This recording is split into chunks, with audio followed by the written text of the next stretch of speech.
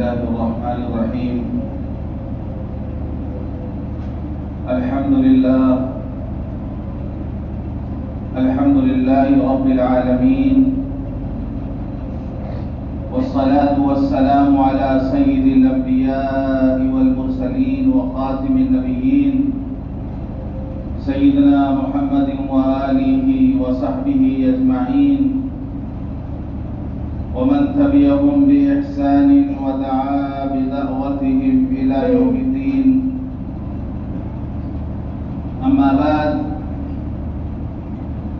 قال الله سبحانه وتعالى في القرآن المجيد والفرقان الحميد: أعوذ بالله من الشيطان الرجيم، بسم الله الرحمن الرحيم. محمد رسول الله والذين معه أشداء على الكفار رحماء بينهم، تراهم ركعا سجدا يبتغون فضلا من الله ورضوانا، سيماهم في وجوههم من أثر السجود. صدق اللہ العظیم. محترم بزرگوں، دوستوں اور دینی بھائیوں، حضرات انبیاء علیہ السلام کے بعد اس دنیا کی مقدس ترین جماعت صحابہ کرام رضوان اللہ علیہم اجمعین کی جماعت ہے. انبیاء معصوم ہوتے ہیں اور صحابہ محفوظ تھے. یہ وہ جماعت ہے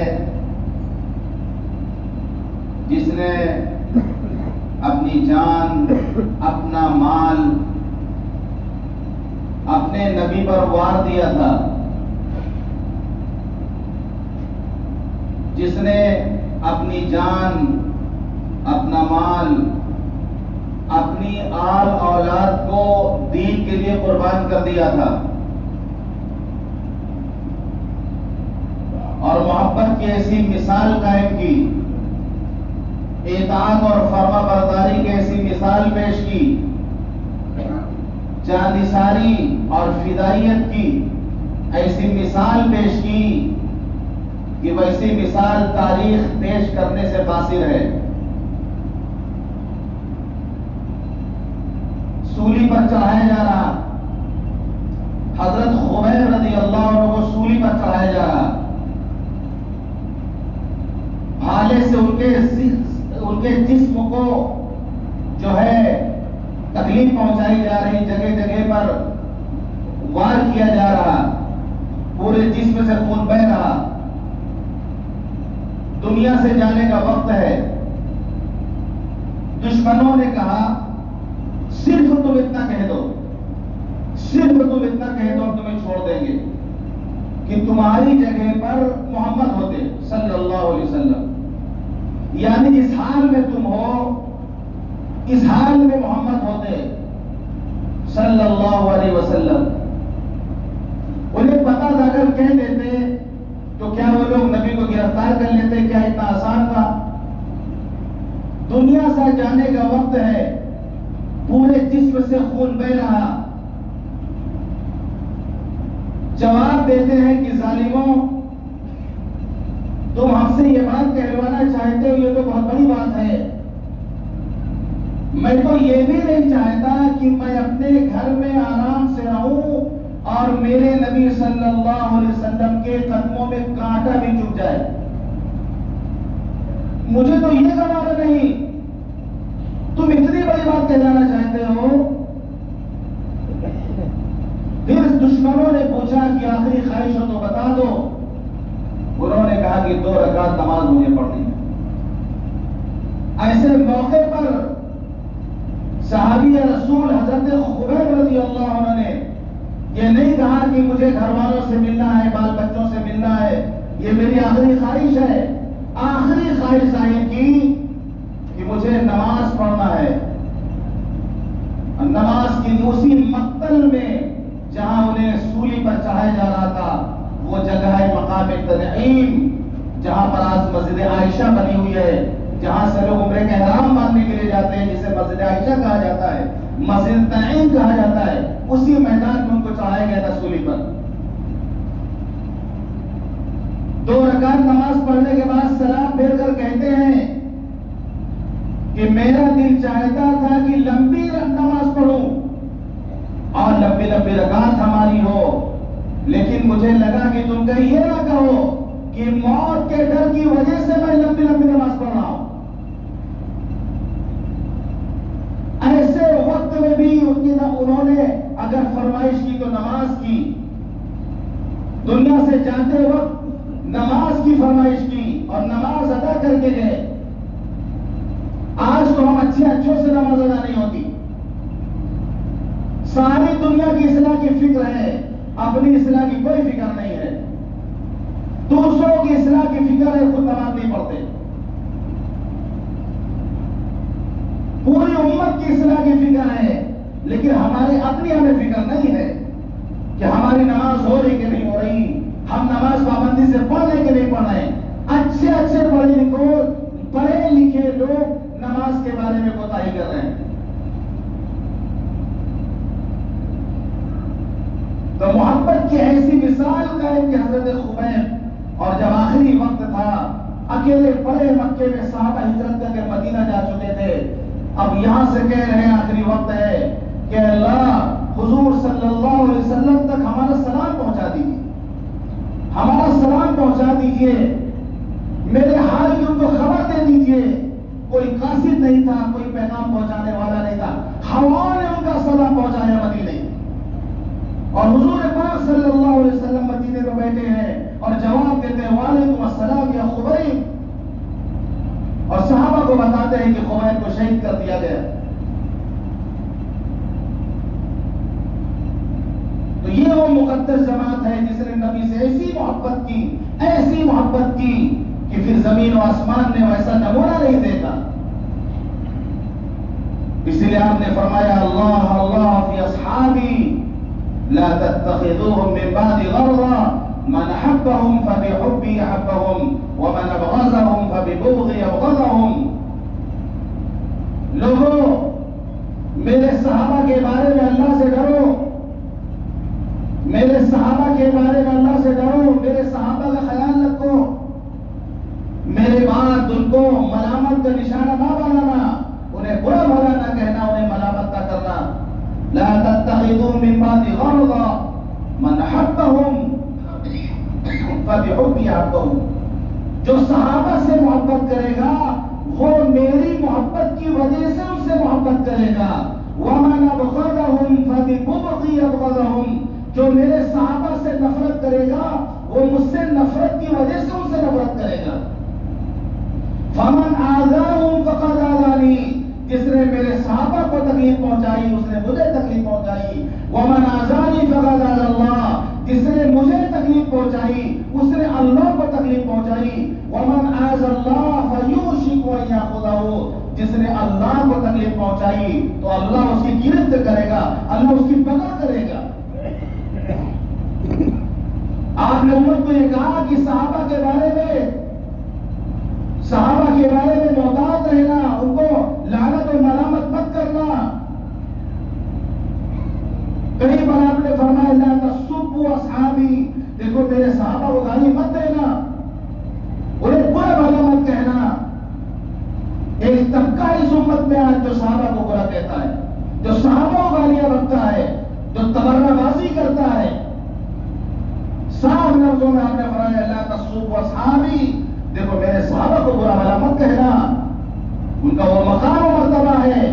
کیا آپ نے فرمایا تم میں سے اگر کوئی احد پہاڑ کے برابر سونا اللہ کے راستے میں خرچ کرتے تو صحابہ نے اگر کوئی چیز ایک سیر یا آدھا سیر بھی اللہ کے راستے میں خرچ کیا ہوگا تو یہ اس کے برابر نہیں ہو سکتا۔ احد پہاڑ سونا بھی اگر کوئی خرچ کر دے تو صحابہ کا ایک سیر کوئی چیز اللہ کے راستے میں خرچ کرنا یہ برابر نہیں ہو سکتا۔ اور جب ہجرت فرما کر آپ مدینہ منورہ تشریف لے گئے، مدینے کے لوگوں نے جس طرح ساتھ دیا، جنہیں انصار کہا جاتا ہے، انصار کے بارے میں آپ نے صاف فرمایا الانصار لا يحبهم الا مومن، انصار سے، انصاریوں سے وہی محبت کرتا ہے جو مومن ہوگا. الانصار لا يحبهم الا مومن، انصار سے وہی محبت کرے گا جو مومن ہوگا. ولا يبغضهم الا منافق، اس سے جو دشمنی کرے گا وہ منافق ہوگا. من احبهم احبه اللہ، جو انصار سے محبت کرے گا اللہ اس سے محبت کرے گا. ومن ابغضهم ابغضه اللہ، جو انصار سے دشمنی کرے گا اللہ اس سے دشمنی کرے گا. یہ صحابہ کرام کی مقدس جماعت جن کے بارے میں حضور پاک صلی اللہ علیہ وسلم نے امت کے پیغام دیا، یہ تعلیم دی. تو صحابہ کے جو اختلافی مسائل ہیں، جو چیزیں ہیں، ہمیں وہاں پر اپنی زبان روک لینی چاہیے، ہمیں تبصرہ نہیں کرنا چاہیے، کیونکہ وہ تاریخی لوگ نہیں. ایک لفظ میں بتاتا ہوں، تاریخ پڑھیں گے آپ کو تاریخ میں ملے گا، بہت کچھ ملے گا، ان کی آپس کی جنگیں بھی ملیں گی، لیکن یاد رکھیے صحابہ تاریخی لوگ نہیں تھے، صحابہ کرام تو قرآنی لوگ تھے. قرآن نے کہہ دیا رضی اللہ عنہم ورضوان، اللہ اس سے راضی و اللہ سے راضی، بات ختم. تاریخ پڑھ کر کے ہم تبصرہ کریں گے تو بہت جائیں گے ہم، کیونکہ صحابہ تاریخی لوگ ہی نہیں ہیں. ہم قرآن پڑھیں گے، قرآن کہتا رضی اللہ عنہم ورضوان، اللہ اس سے راضی و اللہ سے راضی، پر بات ختم ہو گئی. اور پھر نبی کی حدیث یاد کر لیں. تو صحابہ کرام نے ایسی محبت، ایسی فدائیت کا جذبہ دکھایا تھا کہ دشمن بھی حیران ہو جاتے تھے. صلح حدیبیہ کا موقع ہے، جہاں پر صلح حدیبیہ ہوئی تھی، وہ جگہ جسے آج کل شمیسی کہا جاتا ہے، وہاں پر ایک پرانی مسجد ہے، غالباً مسجد رہی ہوگی، اس کی کچھ نشانات بچے ہوئی ہیں وہاں پر.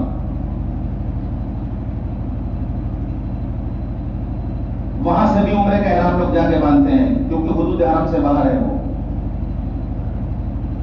تو صلح حدیبیہ کے موقع پر عروہ بن مسعود ثقفی قریش کی طرف سے قاصد بن کر کے آئے تھے صلح کی بات کرنے کے لیے.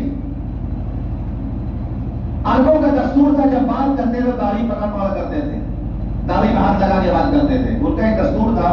اس سے یہ پتہ چلتا ہے کہ وہ لوگ داڑھی رکھا کرتے تھے. زمانے جاہلیت میں بھی جو عرب تھے وہ داڑھی رکھا کرتے، اس سے یہ بات پتہ چلی، کیونکہ جو بات کرتے تھے تو داڑھی چھو کر کے بات کرتے تھے. تو اپنی عادت کے مطابق جب وہ حضور پاک صلی اللہ علیہ وسلم سے بات کرے تو حضور پاک صلی اللہ علیہ وسلم کی ریش مبارک، آپ کی داڑھی مبارک کو ہاتھ لگا دو. ایک بار، دو بار حضرت مغیرہ بن شعبہ کھڑے تھے، کہتے کہ سن، اگر اب کی تمہارا ہاتھ حضور پاک صلی اللہ علیہ وسلم کی ریش مبارک کی طرف بڑھا تو یہ ہاتھ واپس نہیں جائے گا. پھر یعنی کاٹ کے پھینک دیں اس ہاتھ کو، یہ بے ادبی ہم برداشت نہیں کر سکتے. یعنی یہ اتنا بھی برداشت نہیں تھا. پھر بات جب سنے کی بات ہو رہی تھی تو مغیرہ بن شعبہ نے، عروہ بن مسعود ثقفی نے کہا کہ اگر آپ ہم سے جنگ کریں گے تو اپنے ہی لوگوں کو آپ ماریں گے، اور یہ جو بھیڑ جو کھڑی ہے آپ کے پاس، صحابہ کرام سے اشارہ کرتے ہیں، یہ جو بھیڑ دکھائی پڑ رہی نا، جب وقت پڑے گا تو سب آپ کو چھوڑ کے بھاگ جائیں گے، سب آپ کو چھوڑ کے بھاگ جائیں گے. صحابہ تو وہ آئے کہ غزوہ بدر کے موقع پر جب حضور پاک صلی اللہ علیہ وسلم نے رائے لی تو انصار کی طرف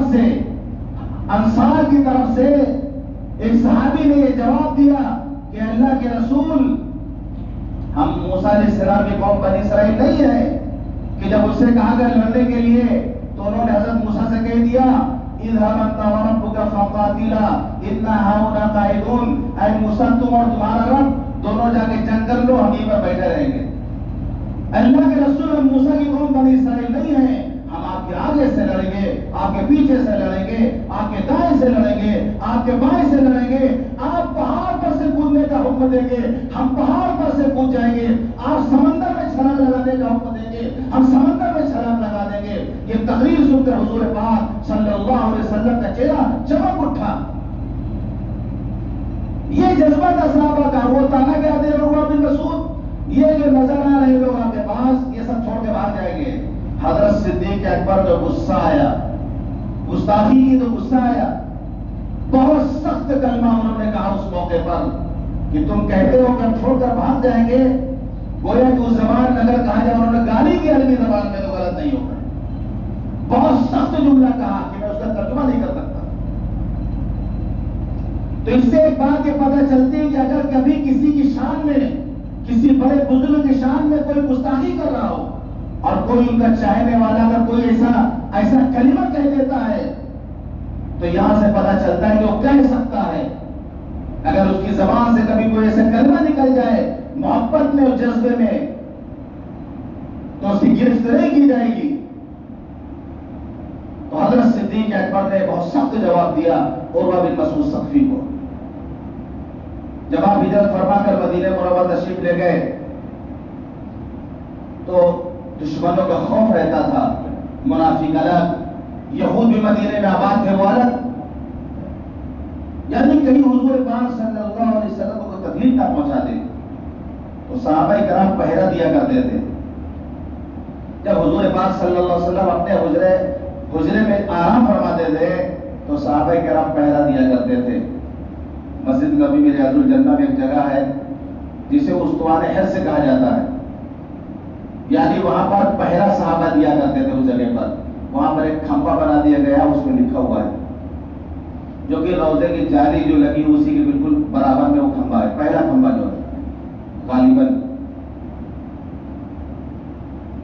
تو پہرا دینے کی نوبت آتی، زیادہ تر حضرت علی رضی اللہ پہرا دیا کرتے تھے. ایک دن آپ لیٹے ہوئے تھے، آپ نے فرمایا کہ میرا دل چاہتا ہے کہ کوئی اللہ کا نیک بندہ آج ہماری پہرے داری کرے. اب آپ کہیں گے کہ اللہ نبی کے ساتھ تھا تو پہرے داری کی کیا ضرورت تھی؟ نبی کو باڈی گارڈ کی ضرورت پڑ گئی کیا؟ وہ تو مشکل کشا ہے، حاجت روا ہے، پوری دنیا کے مشکل ختم کر دیں. نبی کو باڈی گارڈ کی ضرورت پڑ گئی، کیا اللہ ان کے ساتھ نہیں؟ لیکن آپ جب کتاب پڑھیں گے سیرت کی تو پتہ چلے گا صحابہ پہرا دیا کرتے تلاب میں، اتنا خطرہ ہوتا تھا کہ کہیں کوئی تکلیف نہ پہنچا دے. تو حضور پاک صلی اللہ علیہ وسلم فرمایا کہ میرا دل چاہتا ہے کہ کوئی اللہ کا نیک بندہ ہماری پہرا دے. آج دیکھا آپ نے جو ہے جھنکار سنائی پڑی، ہتھیار کے جھنکار سنائی پڑی. پوچھا کون؟ فرمایا سعد بن ابی وقاص. کیوں آئے ہو؟ اللہ کے رسول خطرہ پیدا ہوا میرے دل میں کہ کہیں کوئی آپ کو تکلیف نہ پہنچا دے، اس لیے پہلا دینے کے لیے حاضر ہوا. تو صحابہ کرام پہرے داری کرتے تھے. اگر کبھی ایسا ہوتا کہ آپ ضرورت کے لیے کہیں چلے جاتے، تھوڑی دیر ہو جاتی تو ڈرنے لگتے تھے صحابہ، کہیں کوئی تکلیف تو نہیں پہنچ گئی آپ کو، کہیں دشمن نے حملہ تو آپ نے نہیں کر دیا. یہ سب کچھ ہوا ہے آپ کے ساتھ، یہ اس وقت تک ہوا ہے جب تک اللہ نے قرآن میں آیت نازل نہیں کر دی واللہ یعصمک من الناس. جب یہ آیت نازل ہو گئی اللہ نے فرما دیا اللہ لوگوں سے آپ کی حفاظت کرے گا، تب صحابہ نے پہرا دینا بند کر دیا. شروع سے نہیں، جب یہ آیت نازل ہوئی واللہ یعصمک من الناس، اے نبی اللہ لوگوں سے آپ کی حفاظت فرمائے گا، یہ آیت نازل ہو گئی، پہرے داری بند، اب اللہ حفاظت کرے گا. میرے محبوب کو کوئی ضرر پہنچا نہیں سکتا، عناصر چھو نہیں سکتے، حلق دھمکا نہیں سکتا. جب یہ آیت نازل ہو گئی تو مطمئن ہو گئے صحابہ. لیکن پہلے یہ حال تھا. جیسا ابو ہریرہ رضی اللہ عنہ کہتے ہیں، ایک مرتبہ حضور پاک صلی اللہ علیہ وسلم بیٹھے ہوئے تھے ہمارے درمیان، اچانک آپ اٹھ کے چلے گئے. کافی دیر ہو گئی واپس آپ نہیں آ رہے ہیں. تو میرے دل میں خوف پیدا ہو گئی، کوئی تکلیف تو نہیں آپ کو پہنچ گئی. میں تلاش کرنے کے لیے نکلا، اور لوگ بھی نکل گئے مدینے میں ڈھونڈنے کے لیے. سب تلاش کر رہے حضور کہاں چلے گئے. میں تلاش کرتے کرتے بنو نجار کے کھجور کا باغ تھا، وہاں میں گیا. میں نے گھوم کر دیکھا تو مجھے راستہ نہیں ملا، کہیں مجھے راستہ نہیں ملا. وہ نالی مجھے ملی جس سے پانی پہنچایا جاتا تھا، یعنی وہ سرنگ، وہ نالی جس سے پانی بعد پہنچایا جاتا تھا. حضرت ابو ہریرہ کہتے ہیں میں اس نالی کے اندر سر ڈال کے شکر کر کے گھس کر کے باغ میں داخل ہوا. ہے کسی کی ہمت؟ کہ پتہ چلے نالی اس کے اندر گھسنا ہے نکلنا ہے، لیکن وہ اپنی جان کو جان نہیں سمجھتے تھے. گھس کر کے گئے، دیکھا حضور پاک صلی اللہ علیہ وسلم تشریف فرمائے باب. آپ نے پوچھا کون؟ فرمایا ابو ہریرہ. کیوں آئے ہو؟ اللہ کے رسول آپ ہمارے درمیان تشریف فرما تھے، پھر آپ اٹھ کے چلے آئے، کافی دیر ہو گئی تو آپ واپس نہیں آئے، تو ہم لوگوں کو ڈر لگنے لگا کہیں آپ کو کوئی تکلیف نہ پہنچ گئی ہو.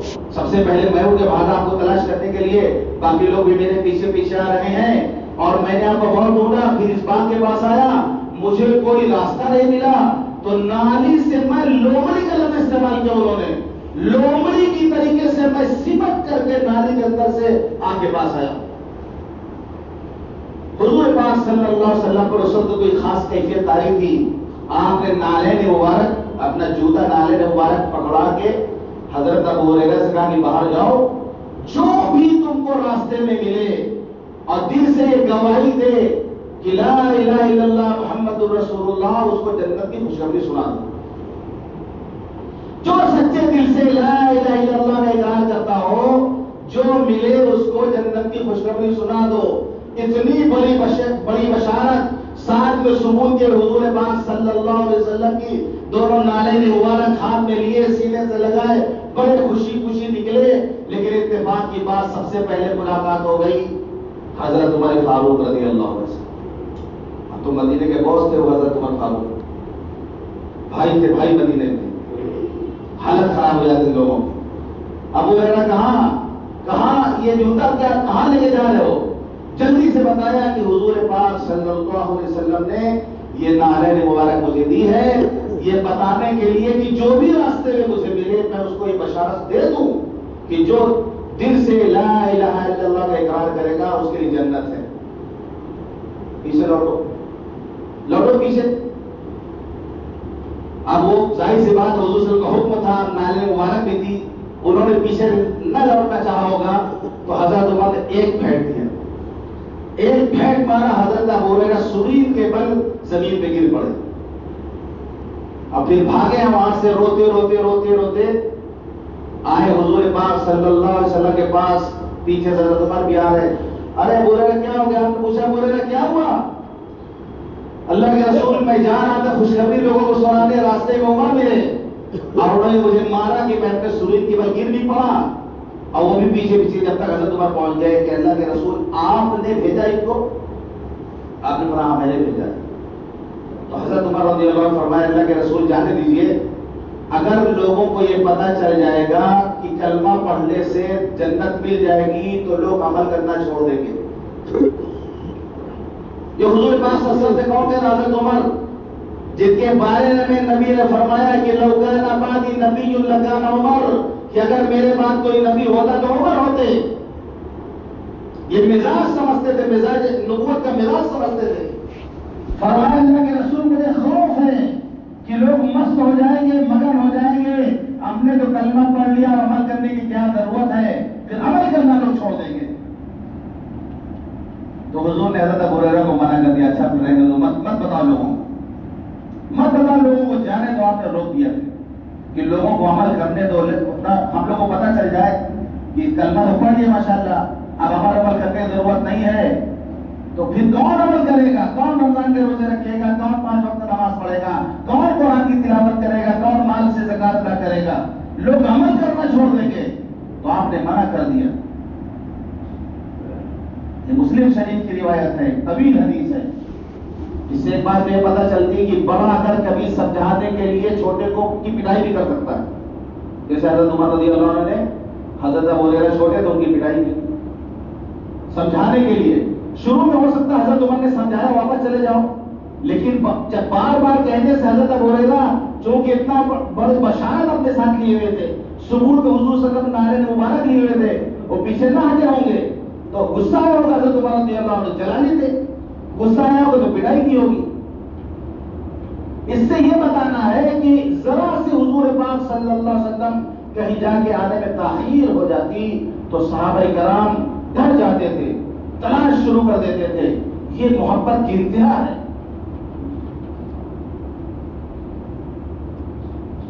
اور غزوہ احد میں تو ایسی جانساری پیش کی صحابہ کرام رضی اللہ عنہم نے. یہ خبر مشہور ہو گئی تھی کہ حضور پاک صلی اللہ علیہ وسلم شہید ہو گئے احد کے میدان میں. سارے صحابہ پریشان، حضور سے نظر نہیں آ رہے ہیں. بہت سے صحابہ تو بیٹھ گئے کہ اب حضور جب نہیں ہے تو لڑ کے کیا فائدہ، تلوار اور رکھ کے بیٹھ گئے. حضرت انس بن نضر نے دیکھا کچھ لوگ بیٹھے ہوئے ہیں. انہوں نے کہا موتوا علی ما مات رسول اللہ، تم بھی اسی پر جان دیتے ہو جس پر نبی نے جان دیا، بیٹھ کر کیا کرو. حضرت مصعب بن عمیر رضی اللہ عنہ غالباً سب سے پہلے حضور پاک صلی اللہ علیہ وسلم کو دیکھا اس بھیڑ میں، اور آواز دیا صحابہ کرام کہ حضور زندہ ہے، حضور حیات سے ہے ابھی. تو صحابہ جو جانثار تھے حضور پاک صلی اللہ علیہ وسلم کے پاس اکٹھا ہونے لگے. جب قریش کو پتا چلا کہ یہاں پر ہے تو انہوں نے اسی طرح حملہ کیا. ایک جتھا ان کا آیا حضور پاک صلی اللہ علیہ وسلم پر حملہ کرنے کے لیے. تو آپ نے فرمایا کہ کون ان کو مجھ سے دور کرتا ہے. تو 7 انصاری صحابی ایک ایک کر کے مقابلہ کرتے ہوئے سب شہید ہو گئے. حضرت ابو طلحہ، حضرت سعد بن وقاص، یہ لوگ مقابلے میں ڈٹے ہوئے تھے. حضرت ابو دجانہ نے اپنے پیٹھ کو سپر کا کام لیا، پیٹھ سے ڈھال کا کام لیا، یعنی وہ حضور پاک صلی اللہ علیہ وسلم پر اور لگے پیٹھ کے بل، سارے تیر ان کے پیٹھ پہ آ کے لگ رہے تھے. حضرت طلحہ رضی اللہ عنہ نے اپنے ہاتھوں پر تیر کو روکا، اتنا تیر روکا ہمیشہ کے لیے ان کا وہاں خراب ہو گیا تھا. حضرت ابو طلحہ صاحب رضی اللہ عنہ ڈھال سے روک رہے تھے تیروں کو، اور حضور پاک صلی اللہ علیہ وسلم سے کہہ رہے تھے، جب آپ کبھی دیکھنے کی کوشش کرتے ہیں فرماتے اللہ کے رسول آپ ادھر ادھر مت دیکھیں نہیں کوئی تیر آپ کو لگ جائے. حضرت سعد بن ابی وقاص رضی اللہ عنہ سامنے حضور پاک صلی اللہ علیہ وسلم نے تیر ڈال دیا اور فرمایا یا سعد علمی فداک ابی و امی، سعد میرے ماں باپ تم پر قربان ہو، تیر چلاؤ. یہ شرف حضرت سعد کو ملا. سارے صحابہ یہ کہتے تھے اے اللہ کے رسول میرے ماں باپ آپ پر قربان، لیکن سعد بن ابی وقاص وہ صحابی ہیں جن کو نبی نے فرمایا فداک ابی و امی، سعد تیر چلاؤ میرے ماں باپ تم پر قربان ہو، تیر چلاؤ سعد میرے ماں باپ تم پر قربان ہو. یہ شرف ان کو ملا. پھر آپ نے فرمایا کون ہے جو مجھ پر جان دیتا ہے جنت لیتا ہے. 5 انصاری آئے، حضرت زید بن سکن بھی اس میں تھے اور سب لڑ کر کے شہید ہو گئے. حضرت زید بن سکن رضی اللہ عنہ کا سہم سے چور تھے، آخری وقت تھا. حضور پاک صلی اللہ علیہ وسلم نے فرمایا ان کا لاشا قریب لے کے آؤ، لاشا قریب لے کے آؤ، اور پھر حضور پاک صلی اللہ علیہ وسلم نے ان کے سر کو اپنی گود میں رکھ لیا.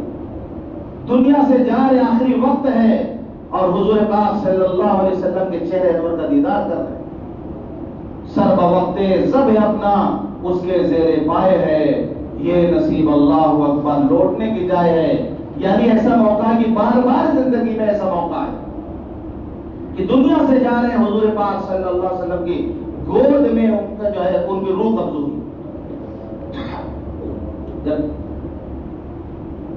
حملہ کیا تھا مشرکین نے تو حضور پاک صلی اللہ علیہ وسلم پر وار کیا گیا. خور کی 2 کڑیاں جو ہے گھس گئی تھی، دندار مبارک شہید ہو گئے تھے، لوہا گھس گیا تھا رخسار مبارک میں. حضرت صدیق اکبر نے چاہا کہ میں نکالوں، حضرت ابو عبیدہ بن جراح رضی اللہ عنہ نے کہا کہ نہیں مجھے نکالنے دو، قسم دے کے کہا مجھے نکالنے دو. پھر وہ نکالنے لگے، اپنے دانت سے آہستہ آہستہ نکالنے لگے کہ کہیں حضور کو تکلیف نہ پہنچے. جب نکالا ہے دانت سے کھینچ کر تو اتنا کڑا تھا کہ حضرت ابو عبیدہ بن جراح کا ایک دانت ٹوٹ گیا. دوسری کڑی نکالا تو دوسرا دانت، 2 دانت ان کے بھی ٹوٹے اس کڑی کو نکالنے میں. جب خون بہا تو حضرت مالک بن سلام رضی اللہ عنہ کو حضور صلی اللہ علیہ وسلم نے دیا کہیں ڈال دو لے جا کر. وہ سائڈ میں جا کر کے پی گئے. آگے حضور صلی اللہ علیہ وسلم نے فرمایا کہ کہاں جلدی سے ڈال کے واپس آ گئے. فرمایا اللہ کے رسول میں نے تو پی لیا اس خون کو. تو آپ نے فرمایا جس کو جنتی دیکھنا ہو اس کو دیکھنا. قسم خدا کی جس کے جسم میں جناب محمد رسول اللہ صلی اللہ علیہ وسلم کا خون چلا جائے وہ کیا اس کی نسلوں پر جہنم حرام ہو جائے. محبت کی انتہا کی خون تک نہیں پھینکا اس کو بھی پی گئے. اب مفتی فتویٰ خود بھی لگاتے رہے، محبت میں فتویٰ نہیں چلا کرتا ہے. اب بعد کے لوگ خود بھی فتویٰ لگائیں کہ حلال کا کہ حرام کا، حلال کا کہ حرام کا. بعد کے مفتی سب جیت دیا ہے. جنگ کے خاتمے پر حضرت زید بن ثابت رضی اللہ عنہ کو حضور پاک صلی اللہ علیہ وسلم نے بھیجا کہ جا کے دیکھو سعد بن ربیع کا کیا حال ہے. سعد بن ربیع کا کیا حال ہے حضرت، اور اگر وہ ملیں ان کو میرا سلام دے دینا. حضرت زید بن ثابت بہت کے میدان میں ڈھونڈ رہے ہیں، تلاش کرتے کرتے دیکھا ایک جگہ لیٹے بھی ہیں، جسم پر 70 سے اوپر زخم ہے، آخری وقت ہے. آئے اور آگے کہا کہ حضور پاک صلی اللہ علیہ وسلم نے سلام عرض کیا ہے اور حال دریافت کر رہے ہیں، کس حال میں ہو؟ تو حضرت سعد بن ربیع رضی اللہ عنہ نے فرمایا کہ رسول اللہ صلی اللہ علیہ وسلم کو ہمارا سلام کہہ دینا اور کہہ دینا اللہ کے رسول جنت کی خوشبو آ رہی ہے. کہہ دینا کہ جنت کی خوشبو آ رہی ہے. اور میری قوم انصار سے جا کے کہہ دینا کہ اگر ایک بھی انصاری زندہ باقی رہا، ایک بھی سانس لینے والا، اور دشمن اس کی موجودگی میں حضور تک پہنچ گئے تو اللہ کے ان کا کوئی عذر کام نہیں کرے گا. یعنی آخر تک ساتھ تو حضور کا ایک بھی سانس لینے والا انصار کا اگر باقی رہ جاتا ہے اور حضور تک دشمن پہنچ کر کے نقصان پہنچا دیتے ہیں تو اللہ کے ان کا کوئی عذر کام نہیں دے گا. یہ صحابہ کرام کی مقدس جماعت جن کے آپ محبت کی داستان جب پڑھیں گے اور پھر اپنے آپ کو ہم جب دیکھیں گے، ہم بھی نبی کی محبت کا دعویٰ کرتے ہیں، ہم بھی نبی کی محبت کا نعرہ لگاتے ہیں، لیکن آج ہم کہاں ہیں؟ آج ہم کہاں ہیں؟ صرف باتیں ہیں، الفاظ ہے زبان پر، لیکن عمل سے دور ہے. جب نبی کا نام آتا ہے، جب نبی کا نام آتا ہے تو ہم جھوم جاتے ہیں، اور جب عمل کا نمبر آتا ہے تو ہم گھوم جاتے ہیں. نام سن کر تو ہوا سے طاری ہو جاتا ہے. بہت محبت کرنے والے نبی سے، ہم سے بڑا عاشق رسول کون ہے؟ بڑی محبت کرنے والے ہیں، محبت کے بڑے لمبے چوڑے دعوے ہیں، لیکن عمل کا نمبر آئے گا تو گھوم جائیں گے. یہ نہیں ہوگا. قرۃ عینی فی الصلاۃ، میری آنکھوں کی ٹھنڈک نماز میں ہے، یہ ہم سے نہیں ہوگا. یہ ہم سے نہیں ہوگا. جلوس نکلوا لیجئے، نعت پڑھوا لیجئے، مٹھائی بٹوا لیجئے، کچھ بھی کروا لیجئے ہم سے، نماز ہم نہیں پڑھ پائیں گے.